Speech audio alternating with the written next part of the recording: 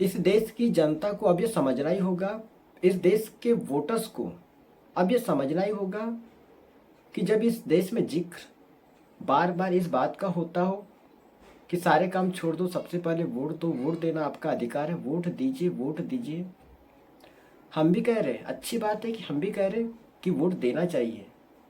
सवाल इतना भर नहीं है, सवाल तो इससे आगे का है कि जिस तरह से वोट देना आपका अधिकार है, ठीक उसी तरह इस देश का सच जानना भी वोटर्स का अधिकार है, जनता का अधिकार है। और बीते 10 सालों से यदि इस देश की जनता, इस देश का वोटर्स उस सच को जान ही नहीं पाता, और इन परिस्थितियों में जब चुनाव हो रहे हैं और जब 4 जून को जो जनादेश होगा, कहीं वो फ्रॉड तो जनादेश नहीं होगा, कहीं वो गलत तरीके से तो जनादेश नहीं होगा। क्योंकि ध्यान दीजिए, इस देश की जनता, इस देश के वोटर्स को इस देश की सामाजिक आर्थिक परिस्थितियां क्या कहती है उसकी जानकारी है नहीं। वह किस आधार पर वोट देगा? ध्यान देने वाली बात तो यही है। और बिना सच जाने वोटर से कैसे तय कर सकता है कि कौन सी सरकार या फिर मौजूदा सरकार कितनी सही है, कितनी गलत है, या कौन सी सरकार हमारे लिए सही हो सकती है? वोटर्स को जानने के लिए इस देश का सच, इस देश की जमीनी हकीकत उसे मालूम होनी चाहिए।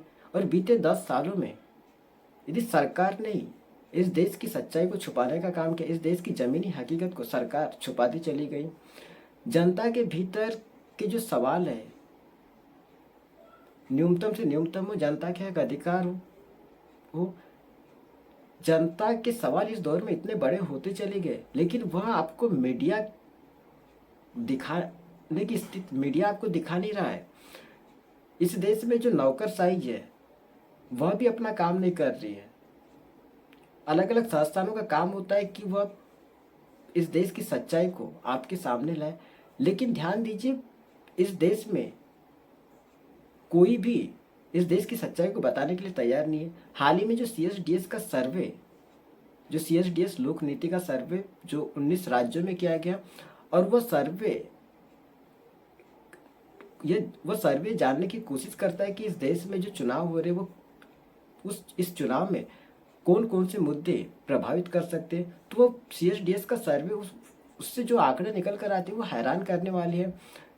आपको जानकर हैरानी होगी, इस देश के भीतर जो 27% लोगों का मानना है कि इस दौर में बेरोजगारी सबसे बड़ा इशू है, और जो 23% लोग हैं उनका मानना है कि महंगाई उनके लिए सबसे बड़ा इशू है। यानी इस दौर में जो इस देश की पॉपुलेशन की 50% आबादी बेरोजगारी और महंगाई को सबसे बड़ा इशू मानती है। इस देश के भीतर इस सर्वे से जो निकल कर आता है कि जो इस देश के भीतर 2 बड़े इशूज है, बेरोजगारी और महंगाई। हालांकि इस सर्वे से जो जनता के भीतर के सवाल न्यूनतम से न्यूनतम, वह भी उन आंकड़ों का भी आगे हम जिक्र करेंगे।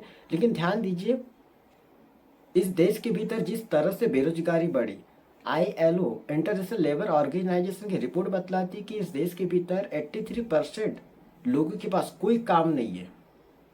और जो CSDS के सर्वे से जो जानकारी निकल कर आती कि 62% लोगों के पास कोई काम नहीं है, उनके लिए नौकरी मिलना भी मुश्किल है। यह CSDS के सर्वे से यह आंकड़ा निकल कर आता है। आपको जानकर हैरानी होगी, इस देश के भीतर बेरोजगारी तो वाकई सबसे बड़ा इशू है, यह सर्वे बतलाता है। और इस देश के भीतर आप देखते चले जाइए, युवाओं के सामने भी बेरोजगारी सबसे बड़ा इशू है। यह बताने की जरूरत होनी नहीं चाहिए, क्योंकि कुछ चैनल्स ने यह जानकारी दी भी होगी जो अपने तौर पर स्वतंत्र होकर काम करते हैं। कुछ यूट्यूब पर चैनल्स ने भी यह सब दिखलाया होगा। लेकिन जो मेन स्ट्रीम मीडिया है, सोचिए यदि वह स्वतंत्र होकर काम करने लगे तो इस देश की सच्चाई, इस देश की जमीनी हकीकत क्या हो सकती है,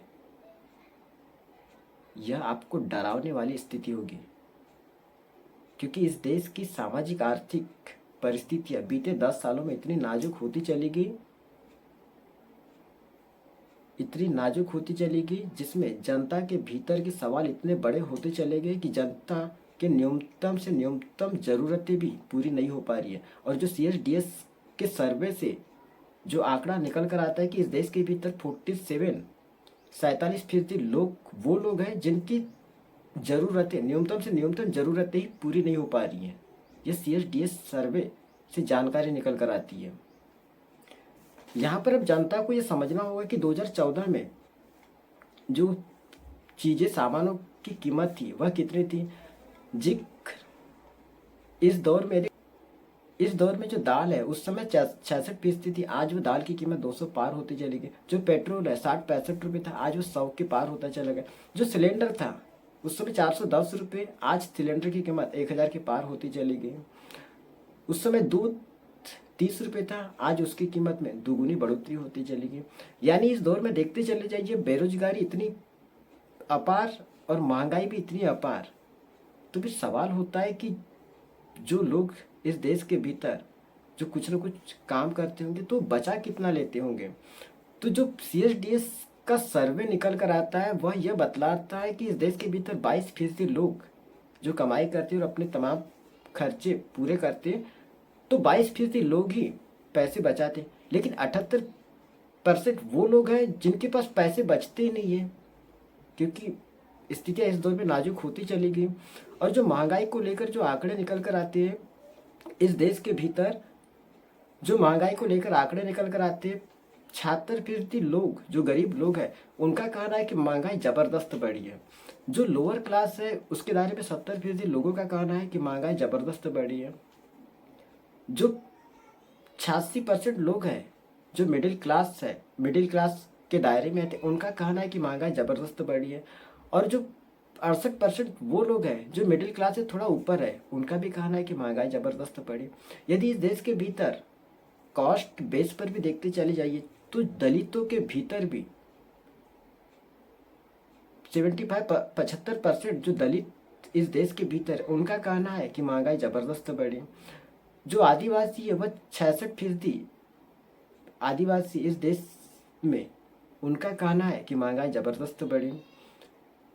और आपको चौंकाने वाली बात यह होगी कि इस देश के भीतर गरीब हो या रईस हो, यह दोनों ही इस बात को स्वीकार करते हैं कि इस दौर में सबसे बड़े इश्यूज बेरोजगारी और महंगाई है। और जब हम इस सर्वे से जो निकल कर आता है कि इस देश के भीतर 47% लोगों की ज़रूरतें पूरी नहीं होती, यानी इस दौर में आप देखते चले जाइए तो इस देश के भीतर जो जनता के भीतर के सवाल इतने बड़े होते चले गए और बात न्यूनतम से न्यूनतम ज़रूरतें न पूरी हो सकी और उनके हक, अधिकार और सामाजिक सुरक्षा, तमाम स्थितियाँ कितनी नाजुक होती चली गई, यही इस देश का सच है। और बीते 10 सालों में सरकार ने इसी सच को छुपाने का काम किया।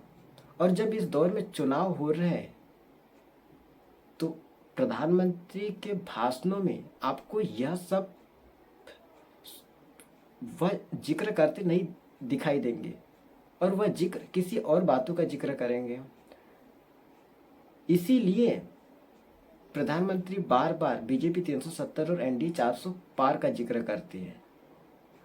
और थोड़ी देर के लिए कल्पना करिए कि यदि इस देश का सच, चाहे इस दौर का मेन स्ट्रीम मीडिया अपने तौर पर दिखाने लगे, इस देश की नौकरशाही अपने तौर पर स्वतंत्र होकर काम करने लगे, अलग अलग संस्थान स्वतंत्र होकर काम करने लगे, और जब इस देश की सच्चाई जनता के सामने होगी, वोटर्स के सामने होगी, तो क्या सरकार चुनाव जीत सकती है? क्या? बिल्कुल नहीं, सरकार चुनाव जीत ही नहीं सकती। यही वो बात है जो सरकार सीधे सीधे जनता, वोटर्स को गुमराह कर रही है, और कहीं ना कहीं इस चुनाव को गलत तरीके से सरकार अपने फेवर में करती हुई दिखाई दे रही है। असल सवाल इस दौर में यही है। अब जनता को ये समझना ही होगा कि इस देश का सच पहले सामने आए और वो जाने कि इस देश की हकीकत क्या है, इस देश की सच्चाई क्या है, इस देश की ज़मीनी हकीकत आखिर कहती क्या है। उसके बाद इस देश में चुनाव हो। सवाल इस देश की जनता का ही है जो अगले 5 साल के लिए उसका भविष्य यह चुनाव तय करने जा रहा है। बहुत बहुत धन्यवाद।